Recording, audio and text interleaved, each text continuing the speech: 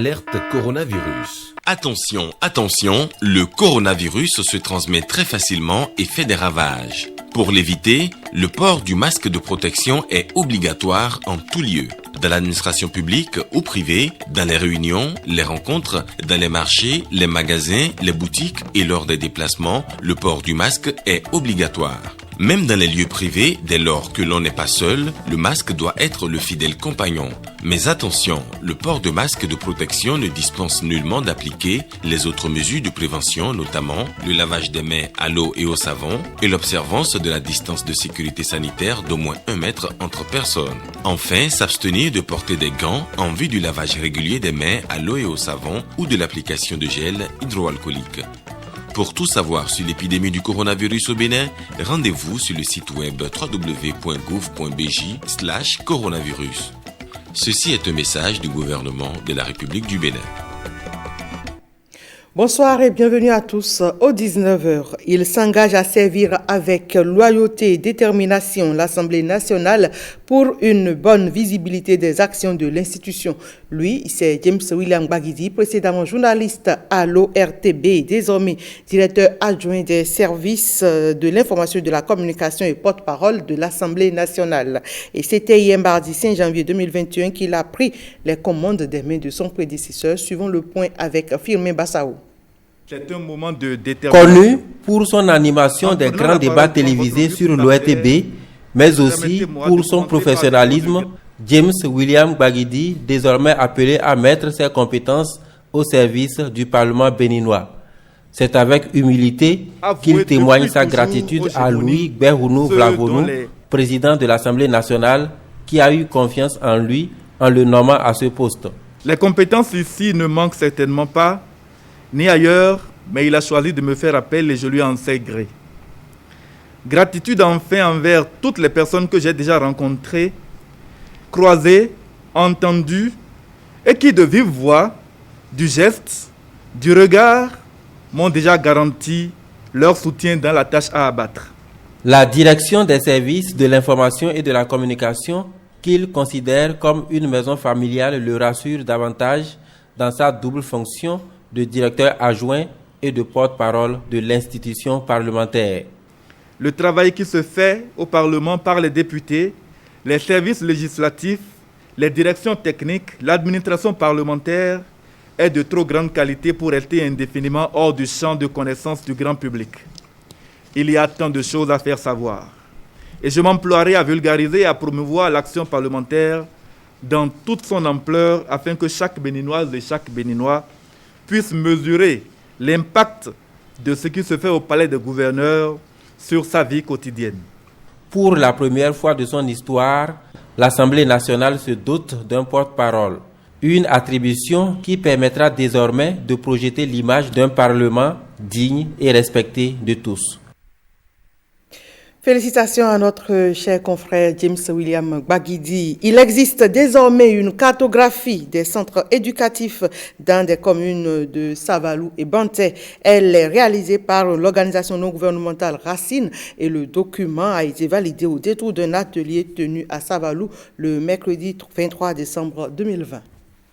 Le projet de renforcement de l'offre éducative au profit des enfants des communes de Savalou et de Banté est au cœur de cet atelier. L'objectif est la validation du rapport de cartographie des centres éducatifs des deux communes. Pourquoi procéder à la réalisation d'une cartographie des services éducatifs de nos localités? Quel est aujourd'hui le pourcentage d'écoles touchées par nos interventions dans ces localités? Quels sont les autres centres éducatifs maternels, primaires, secondaires, ateliers d'apprentissage non encore touchés et comment les localiser? Quelle est la proportion des besoins que nous avons réussi à couvrir? Quels sont les gaps? Le rapport sera présenté aux participants à l'atelier. Ils l'examineront sous toutes ses coutures avant validation. Le gouvernement béninois, à travers les ministères sectoriels de l'éducation, s'emploie à faciliter au quotidien les conditions d'accès à une éducation inclusive et de qualité à tous les enfants afin de doter le Bénin d'un capital humain de qualité et performant. Il est accompagné dans ses actions par les partenaires techniques et financiers qui œuvrent dans le secteur de l'éducation et par des organisations de la société civile, dont l'ONG Racine. Des actions de cette ONG sont visibles sur le terrain, dans le département des Collines en particulier et dans le pays en général. C'est le lieu pour moi de féliciter, au nom du ministre des Enseignements maternels et primaires, l'ONG Racine, pour son élection à la tête du cadre de concertation départementale des collines des ONG du sous-secteur enseignement maternel et primaire. Le rapport de cartographie des centres éducatifs est un document essentiel pour les travaux de planification dans le secteur, pour l'amélioration de l'offre éducative. Et pendant ce temps, c'est l'ONG Autre Vie qui célèbre ses 24 ans d'existence. En 24 ans d'engagement dans le social, l'ONG Autre Vie a relevé de nombreux défis en matière de développement au Bénin. Du moins, c'est ce qui ressort du bilan des interventions de l'organisation au Bénin. Et l'ONG Autre Vie était en assemblée générale à Porto Novo. Reportage. Le président de l'Assemblée nationale, Louis Péounou-Vlavonou, fait personnalité politique de l'an 2020 au Bénin, ayant marqué positivement l'ONG Autre Vie, la deuxième personnalité du pays élevée au rang d'ambassadeur de lutte contre les hépatites virales en Afrique francophone. Autre Vie a fêté en 2020 ses 24 ans d'engagement dans l'amélioration des conditions d'existence des enfants, des jeunes, des adolescents et des femmes au Bénin. L'organisation se trouve en assemblée générale en ce début de semaine. Une occasion de bilan et de projection sur l'avenir. Avec la nouvelle dynamique, plusieurs domaines d'impact de Autre Vie seront totalement couverts. Il s'agit des domaines liés à la santé, la nutrition, les changements climatiques, l'autonomisation des femmes, le métier des filles à l'école, l'hygiène et l'assainissement, la protection des droits de l'enfant et des femmes, l'alphabétisation et le renforcement de capacités. À cela s'ajoute le positionnement de label Chambre d'initiative de Autre Vie dans toutes les initiatives de développement au plan national et international. La séance a été ponctuée de projections de films documentaires pour rappeler le chemin parcouru par l'ONG Autre Vie, une organisation constituée essentiellement de jeunes investis dans le social. J'ai constaté qu'à travers la vidéo tout à l'heure, qu'effectivement, beaucoup de femmes et beaucoup d'enfants sont impactés par vos activités. C'est la preuve que véritablement vous êtes dans le social. C'est la preuve que ce sont les couches les plus vulnérables, les extrêmes pauvres et les pauvres qui sont dans votre ligne de mire. Fort des acquis de sa longue expérience du terrain, Autre Vie déclare s'engager à poursuivre avec confiance son combat de développement pour l'atteinte des ODD, les objectifs de développement durable.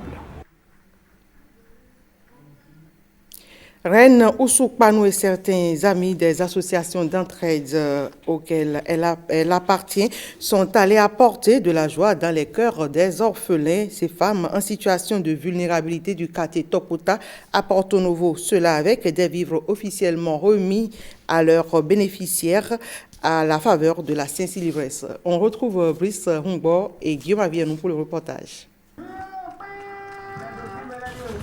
Une cérémonie de distribution de vivres et de moustiquaires imprégnés à longue durée d'action quelque part à Tokota dans le 5e arrondissement de Porto Novo. C'est une œuvre de Reine Ousoukpanou à la tête de plusieurs associations d'entraide décidées à sortir de la précarité des orphelins et des femmes en situation de vulnérabilité du quartier Tokota. Cette initiative que la présidente organise chaque année cadre parfaitement avec les objectifs du programme d'action du gouvernement qui veut le bien-être de la population. Reine Ousoukpanou et ses amis sont d'avis qu'un développement qui laisse au bord de la route les personnes vulnérables ne saurait prospérer. C'est pour cela qu'ils ont décidé d'accompagner le programme d'action du gouvernement en insistant sur les volets de l'éducation et de la restauration de la dignité de la femme. Si nos mamans se battent chaque jour, malgré leur faiblesse ressources, c'est pour nous assurer le pain quotidien. Nos mamans, ces braves femmes qui sont prêtes à tout pour nous voir heureux, c'est pour nous une belle occasion de les remercier pour tous les sacrifices qu'elles font pour nous. En 2020, la crise sanitaire liée au Covid-19 a renforcé la paupérisation de nombreuses femmes sans soutien, obligées d'élever seules leurs enfants. C'est pour celles-ci que Reine Soupano se bat.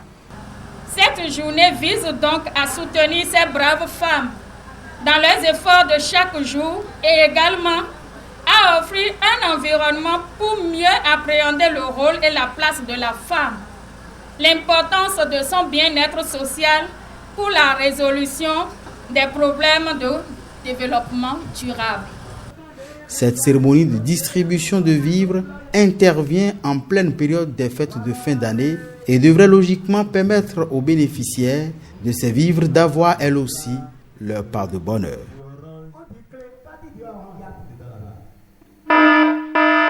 Alerte coronavirus. Attention, attention, le coronavirus se transmet très facilement et fait des ravages. Pour l'éviter, le port du masque de protection est obligatoire en tout lieu.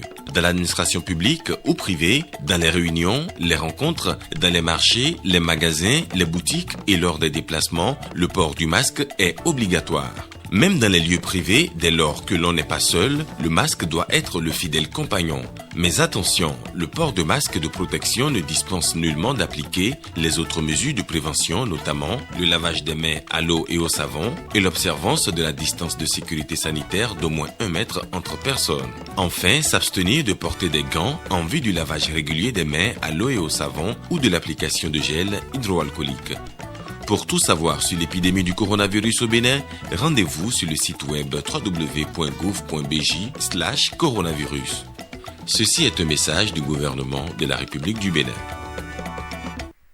Retrouvez ce 19h sur le site web de l'OETB www.oetb.bj. Merci mesdames, messieurs pour votre aimable attention.